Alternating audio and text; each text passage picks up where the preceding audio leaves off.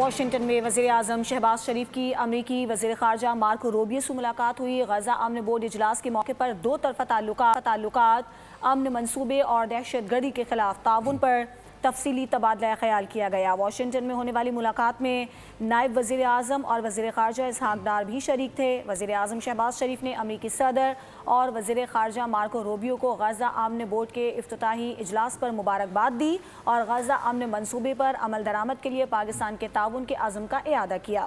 ملاقات کے دوران پاکستان اور امریکہ کے اسٹریٹجک تعلقات کی اہمیت پر زور دیا گیا اور شراکت داری پر اطمینان کا اظہار کیا گیا۔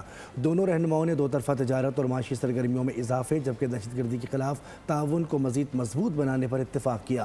گفتگو میں بدلتی ہوئی عالمی صورتحال کے تناظر میں اعلیٰ سطح روابط کی اہمیت اجاگر کی گئی اور مشترکہ اہداف کے حصول کے لیے قریبی تعاون جاری رکھنے کے عزم کا اعادہ کیا گیا۔ سبسکرائب کریں اور بیل دبائیں تاکہ کوئی خبر رہ نہ جائے۔